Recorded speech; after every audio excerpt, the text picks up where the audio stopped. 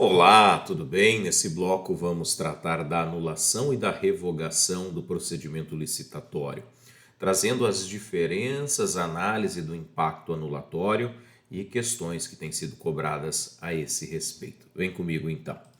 O primeiro ponto é a gente saber que, uma vez julgadas as propostas e habilitados os concorrentes, é isso mesmo, é no plural, eu julgo as propostas e depois habilito os concorrentes, então eu encaminho o processo licitatório à autoridade superior, tá bom? É esse o caminho a ser feito pela licitação. Tá? Houve aqui uma mudança, tá, pessoal? Uma mudança nas fases, porque antigamente na Lei 8666, você habilitava primeiro e julgava depois. Aí se viu que isso era contraproducente. É melhor julgar primeiro as propostas, estabelecer ali primeiro lugar, segundo lugar, terceiro lugar, quarto lugar, quinto lugar, e depois ver se a documentação está ok. Por uma razão muito simples. Se o primeiro colocado não tiver com a habilitação correta, já chama o segundo, já chama o terceiro. Então, a prática mostrou que é melhor julgar as propostas primeiro, classificar e depois habilitar os concorrentes. Tá bom? Aí, evidentemente, que isso tem recurso administrativo, analisa recurso, julga recurso, etc. Muito bem, então encaminho o procedimento licitatório à autoridade superior. Esse encaminhar significa enviar mesmo, vai remeter o processo à autoridade superior, que tem algumas possibilidades. A primeira delas, se verificar algum defeito sanável, olha só, algum problema que dá para resolver, então a autoridade determina o retorno dos autos para corrigir as falhas, para sanar essas irregularidades. Isso é decorrência, inclusive, da autotutela administrativa, não é mesmo? A administração não só pode, como deve corrigir as falhas que encontrar nos processos administrativos. A autotutela não é só anular e revogar, mas também corrigir, sanar os vícios que admitem convalidação, que admitem conserto. A primeira hipótese é isso, viu que tem algum problema, volta para resolver. Se nada disso der certo, então existem duas possibilidades: revogar a licitação ou anular a licitação. E aqui a gente usa muito o que a gente aprendeu na súmula 473 do STF, porque eu revogo a licitação por conveniência e oportunidade. Ou seja, diante de fatos posteriores à abertura do edital, de fatos supervenientes que me digam, olha, não preciso mais, não é mais interessante, não faz mais sentido essa licitação. Então, conveniência e oportunidade são os dois elementos do chamado mérito administrativo. Lembra? Os dois elementos do mérito administrativo. Não faz mais sentido, não deu bom, não precisamos mais, mudaram-se as necessidades da administração. Olha, mudaram-se, então fato superveniente. Vamos revogar. Um exemplo pode ser a pandemia. A administração fez uma estimativa de que ela teria que comprar, 1.000 kits escolares. Mas veio a pandemia, município pequeno, e as crianças foram estudar em casa. Então não precisa mais o kit escolar ali com uniforme, mochila, porque a criança não precisa mais se deslocar até a escola. Aquela necessidade que havia lá atrás sumiu, desapareceu. Não mais persiste. Então vamos revogar essa licitação por conveniência e oportunidade. Não é mais conveniente comprar kit escolar, criança está em casa. Não é mais oportuno, o tempo não favorece mais essa aquisição. Então o que eu faço? Por fatos supervenientes, devidamente comprovados, para preservar o interesse público, para evitar gastos desnecessários, economia e eficiência, eu revogo a licitação. Esse é o primeiro ponto. Segundo, se tiver ilegalidade insanável, o que significa uma ilegalidade insanável? Uma ofensa à lei que não dá para corrigir. Um problema na licitação de ordem legal digamos assim, um preceito legal que foi descumprido e que não dá para consertar. Erraram a modalidade, ou então verificou-se documentos falsos, algo assim muito grave. Ora, não tem jeito, aí tem que anular a licitação. Por quê? Por motivo de ilegalidade insuperável, incorrigível, insanável. Eu anulo a licitação de ofício, enquanto administração, sem ninguém pedir, eu mesmo anulo, ou também quando alguém aponta por terceiros, quando houver ilegalidade insanável.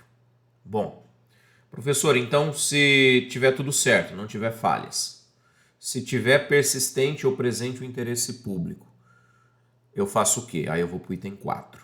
Eu adjudico o objeto e homologo a licitação. O que é adjudicar o objeto? É simplesmente falar, olha, vencedor, você ganhou, toma, o filho é teu.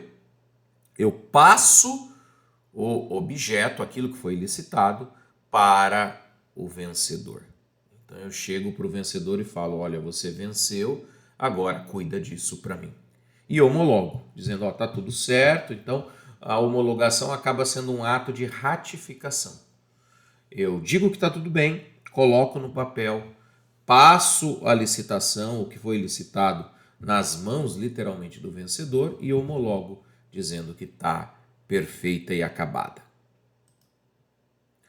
Bom, professor, mas como que isso cai na prova? Eu trouxe aqui uma questão que caiu em 2022 para técnico superior penitenciário em direito. E essa questão fala da revogação da licitação. A revogação, diz a letra A, representa ato discricionário e, vírgula, portanto, dispensa motivação. Muita calma nessa hora. Muita calma nessa hora. Por quê?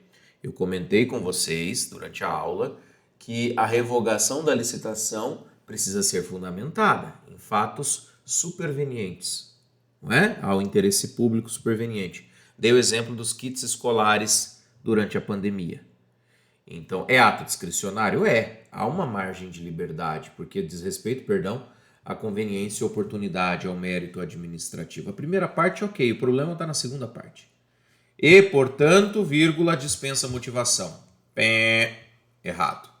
Não dispensa motivação. Tem que motivar, tem que trazer as razões. Então, a letra A, nessa segunda parte aqui, ó, quando fala e, portanto, dispensa motivação, está errado porque ela deve ser motivada. A anulação deve ser motivada porque aqui há interesses de terceiros. Você tem um licitante que participou do certame, que ganhou a licitação e que espera assinar o contrato. Então, vou revogar. Tá bom, mas me diga por quê. B. Somente poderá ocorrer quando for verificada a presença de ilegalidade capaz de nulificar o certame. Bom, gente, se é nulidade, olha a sonoridade das palavras, então eu anulo. Quando é problema de legalidade, quando é problema de nulidade, eu anulo e não revogo. Aqui a pergunta é revogação. E a letra B fala de nulidade. C.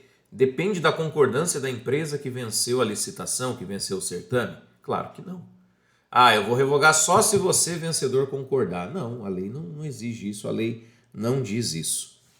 Letra D. Ocorrerá por razões de interesse público decorrente de fato superveniente, devidamente comprovado, pertinente e suficiente a justificar a revogação. É isso mesmo. É a letra D de dado. Letra D de dado, tá? É por razões de interesse público supervenientes, posteriores ao edital e, claro, que estejam comprovados, que justifiquem a conduta de revogação. Qual é o erro da E, a última? A primeira frase, depende de homologação judicial. Não depende. Aqui é tudo feito em âmbito de processo administrativo, é tudo feito em âmbito da administração mesmo. Então, a letra E está errada, ficamos com a D. E temos aqui, 1992, no limite da questão fácil, embora ela exija um pouquinho mais do candidato. Eu acrescento no PDF que a revogação pode ser realizada, pode ser feita até que momento? Até a assinatura do contrato. Porque a assinatura do contrato dá o direito ao vencedor de cumprir o contrato. Se eu vou ou não revogar, é até assinar. Isso é até meio intuitivo, na verdade. Se a administração vai voltar atrás, é antes de assinar o contrato, óbvio. Depois que assinou, tem que cumprir. E a revogação se dá por motivos discricionários, já coloquei ali, ó, fatos supervenientes que demonstram interesse público, e exige contraditório prévio. Por quê? Porque eu tenho terceiros envolvidos. Ok? Então aqui é preciso ouvir o licitante. Até porque ele pode colaborar com a administração, o administrado tem algo a dizer. E esse contraditório não só é um elemento de democracia, um elemento de oportunizar realmente um momento de fala, como também, de repente, de rever os posicionamentos. Contraditório ajuda. Você ouve a outra parte, a administração tem que ouvir nesse caso. Já a anulação, como eu falei, são vícios insanáveis. Então, em primeiro lugar, a administração, como qualquer um de nós na nossa vida privada, sempre tenta corrigir o problema. Tem um problema na tua casa, você vai trocar a peça ou você vai tentar consertar? Aqui a gente tenta consertar. Se não der, aí anula. Tudo bem? Então, primeiro, tentamos sanar, corrigir o vício, consertar o vício. Aí, se não tiver jeito, aí faz anulação em caso de nulidade insanável. Tudo bem? E é feita toda uma análise de ponderação. Não é assim, vou anular e acabou e pronto e tchau. Não. É preciso observar o interesse público e avaliar alguns aspectos. A essa análise de aspectos, a doutrina fala de análise de impacto anulatório. Há impacto econômico, financeiro, os riscos sociais, a motivação do contrato, motivação social, ambiental, o custo da deterioração ou perda das parcelas executadas. Então vamos lá, vai anular, mas aí a obra vai ficar parada, e a obra ficando parada, ela vai deteriorar. Quantas vezes nós não vimos na TV, aqui era para ser um posto de saúde, aqui era para ser um hospital, e está lá parado no tempo. E o tempo vai enferrujando, vai depreciando aquela obra, vai deteriorando. Ainda é preciso preservar instalações e serviços já executados. Deixa abandonado para ver o que acontece. É pedra, é pichação. Então, quando eu vou anular, eu preciso considerar, enquanto administração, as despesas para preservar o que já foi feito. Ainda, a despesa inerente à desmobilização e retorno às atividades. Vai desmontar a estrutura, a gente chama de desmobilização. Isso custa. Esse custo tem que ser avaliado. Ainda, medidas adotadas para sanear as irregularidades. Tem que olhar, tentou corrigir, o que é que foi feito? Tentou consertar? Bom, e o custo total da obra, das parcelas? Então, tudo isso nós chamamos de estudo de impacto regulatório, incluindo aí os fechamentos dos postos de trabalho, porque muita gente vai perder o emprego, o custo de uma nova licitação e o custo de oportunidade de capital enquanto o período, enquanto a obra, os serviços estiverem paralisados. O que significa isso? Dinheiro parado é prejuízo. Dinheiro parado é prejuízo. Então, todo esse estudo de impacto anulatório é feito pela administração para realmente aferir se vale a pena ou não anular. É claro, quando há ilegalidade insanável, tem que anular. Só que tem um detalhe. Se essa paralisação ou anulação não se revelar medida de interesse público, diz aqui o parágrafo único, o poder público deve optar pela continuidade do contrato e solução da irregularidade por indenização. Então veja, o poder público vai olhar tudo isso. Se ele falar, não vale a pena anular, mas é caso de nulidade, então faz o seguinte, continua o contrato e eu vou cobrar indenização na justiça, eu vou cobrar perdas e danos, cobrar indenização. E vou apurar as responsabilidades de quem deu causa a essa nulidade e aplicar as penalidades cabíveis. Ou seja, o que a lei de licitações traz é justamente a possibilidade de um contrato nulo continuar produzindo efeitos. Que coisa, né? Isso é novo no direito administrativo, porque a rigor teria que anular e ponto. Mas o parágrafo único permite que a obra ou o serviço continue, olha ali, está escrito ali, continua o contrato, e aí a administração vai ficar parada? Não, Não significa que vai ficar parada.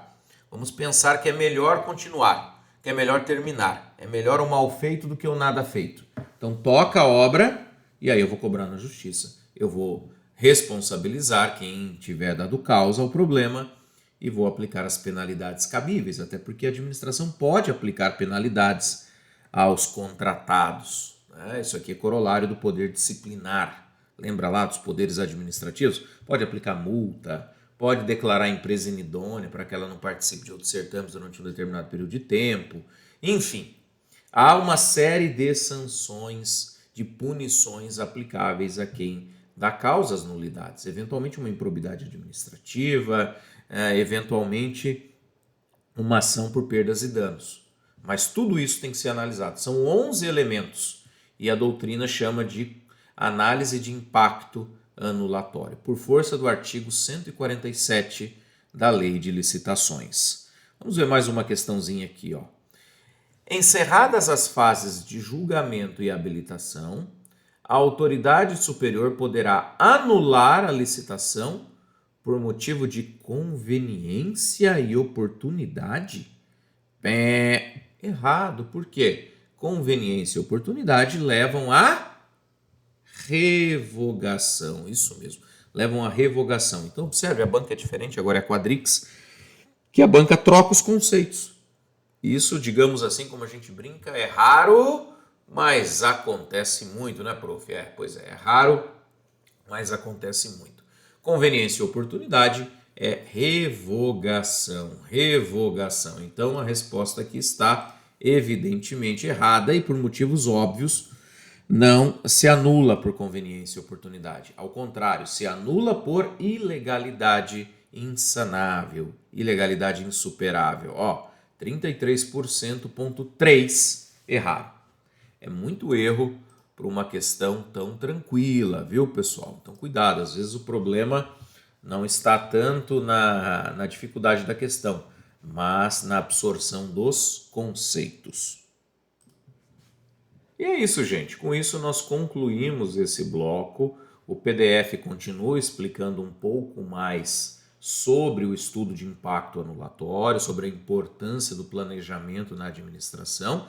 E aqui nós temos manifestação de um princípio do consequencialismo. O que é o consequencialismo? Está lá na LINDB, na Lei de Introdução às Normas ao Direito Brasileiro. Ele é um princípio que diz à administração, olha, você tem que medir as consequências dos seus atos. Todos nós na nossa vida, e também o juiz, também a administração, também a esfera de controle. Todos nós devemos medir as consequências dos nossos atos. Significa dizer que o remédio não pode matar o doente. Entendeu? O remédio não pode matar o doente. A solução apresentada não pode ser pior do que o problema que a solução busca enfrentar ou corrigir. Não dá para o remédio matar o doente. E a diferença entre o remédio e o veneno é a dose. Então, consequencialismo diz o seguinte, olha, você tem que analisar as consequências das suas decisões. Se você quer anular, ok, é caso de ilegalidade insuperável? Então vamos anular. Mas olha aqui, você tem que observar tudo isso. Prazo que você vai levar para fazer uma nova licitação, os trabalhadores que vão perder os empregos, o custo de desmobilização da obra, tirar toda essa estrutura, quem vai cuidar da obra, o tempo que essa obra vai ficar parada ainda, né, pessoal? O custo do dinheiro de ficar parado esse tempo todo. Será que não é melhor? Tem uma ilegalidade, mas termina esse troço aí, termina isso aí, e aí a gente apura suas responsabilidades. Você vai lá, você vai me indenizar, você vai me pagar. Tudo isso tem que ser objeto de análise caso a caso. Não há uma receita de bolo aqui. São cláusulas abertas que exigem do administrador que analise caso a caso a efetiva necessidade de anulação. Tá bom? Tudo isso, então, nós chamamos de estudo de impacto anulatório, que é um tema da moda e deve ser cobrado nos concursos. Então, não deixe de ler o PDF e de responder a muitas questões. Tá bom? Um abraço. Tchau, tchau.